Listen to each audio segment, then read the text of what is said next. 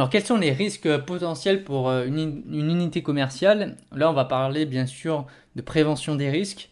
Alors, tout d'abord, par rapport au plan d'évacuation, il y a des obligations légales pour chaque magasin, ce qu'on appelle des ERP, des établissements recevant le public, qui doivent notamment passer une commission de sécurité avant d'ouvrir. Et très souvent dans l'année, vous avez une visite par an justement pour s'assurer que tous les dispositifs d'évacuation, incendie et de sécurité sont mis en place.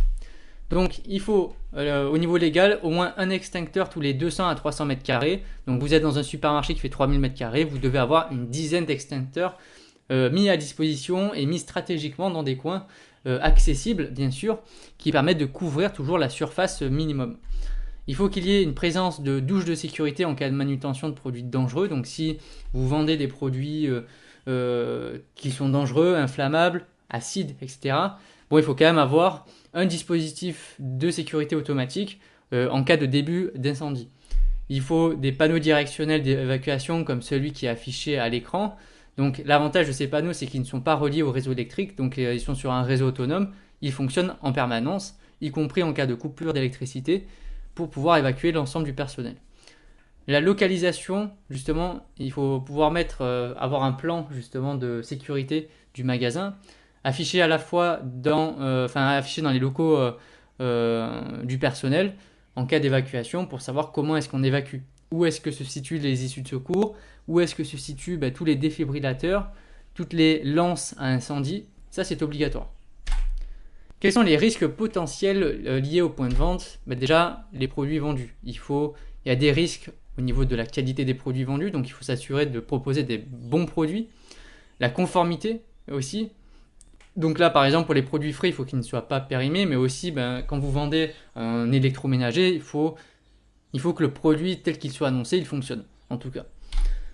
Il peut y avoir un risque au niveau des fournisseurs, c'est-à-dire qu'il peut y avoir un retard de paiement de la part des fournisseurs ou un retard de livraison ou un non-paiement dans le cas extrême.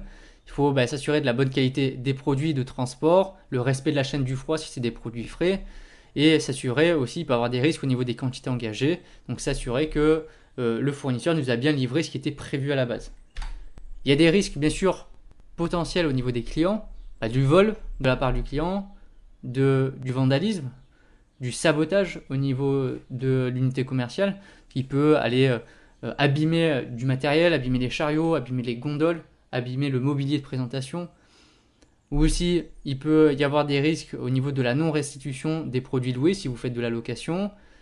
Des risques au niveau de la réputation du magasin. Un client peut très facilement aujourd'hui avec les réseaux sociaux partager un avis, une vidéo, une photo. C'est un risque potentiel pour le magasin. Il peut y avoir aussi un risque d'intoxication de la part du client si notamment les produits vendus ne sont pas conformes.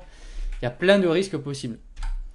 Et au niveau bien sûr des collaborateurs, il y a des risques potentiels, donc notamment l'accident de travail qui peut arriver, l'accident de trajet et par exemple des erreurs graves de la part du collaborateur. Des fois, vous allez faire des missions qui ont un gros impact pour le magasin. Typiquement, demain vous êtes manager, vous passez une commande, c'est comme si on vous confiait le chéquier du magasin entre vos mains. Alors donc du coup, si vous faites une erreur de commande, au lieu de commander 100 colis, vous allez en commander 10 000 sans faire exprès, il y aura 10 000 colis qui seront engagés. Et donc ça veut dire qu'il va y avoir une perte potentielle financière pour le magasin qui sera considérable. Donc faites attention, tout ce que vous faites dans le magasin, ça peut avoir des répercussions très graves derrière si ce n'est pas maîtrisé.